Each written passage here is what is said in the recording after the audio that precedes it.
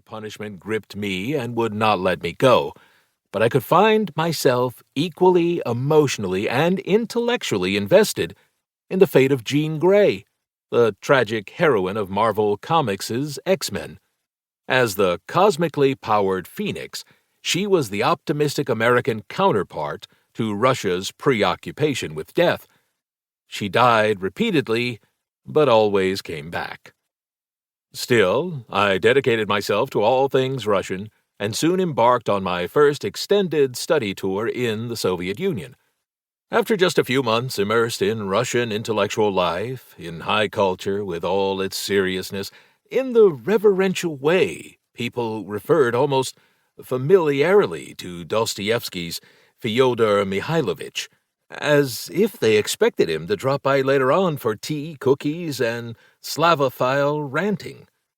After watching the intelligentsia do its best to set a wall between them and the grime of everyday life, both real and metaphorical, it dawned on me.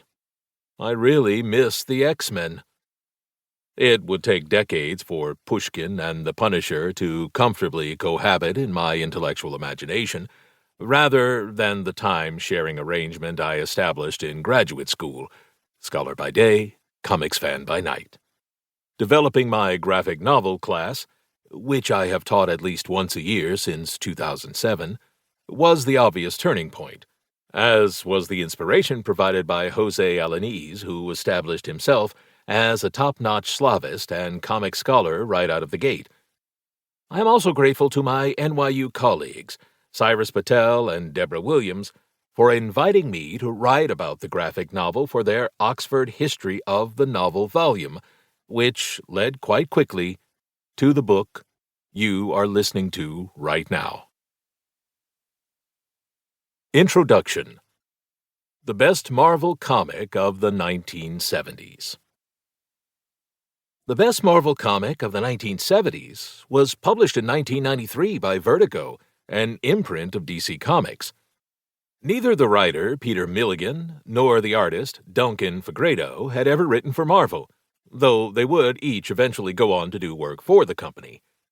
So, what makes it a 1970s Marvel comic?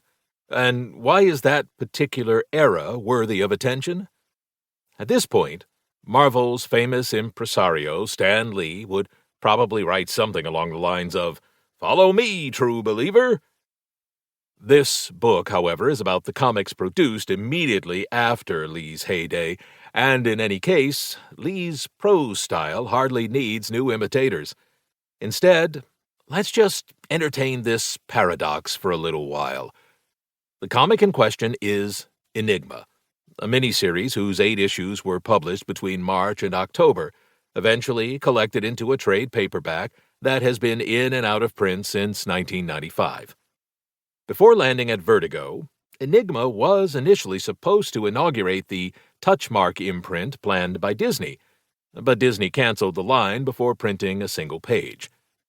The Disney connection is amusing, not just because the comic's content is a far cry from the House of Mouse, but because Disney is now Marvel's parent company.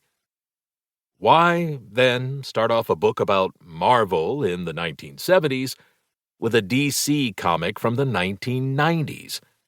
Nearly everything that makes Enigma an artistic success is the culmination of trends developed at Marvel 2 decades before, during Milligan's adolescence. Experimentation with genre, narration, and narrative voice, emphasis on the characters' inner lives, tentative steps in the direction of metafiction, struggles with complex ethical and philosophical questions, and overall embrace of playful weirdness. These aspects of and approaches to characters appeared in a diverse range of Marvel titles in the 70s, from Master of Kung Fu, Tomb of Dracula, and Howard the Duck, to superheroes like Killraven, Deathlok, and Black Panther, who starred respectively in the books Amazing Adventures, Astonishing Tales, and Jungle Action. And yet, the same Marvel-derived features that give Enigma its strength arrive in a form that even the most permissive editors at Marvel would never have let see the light of day. Seen from the perspective of 1970s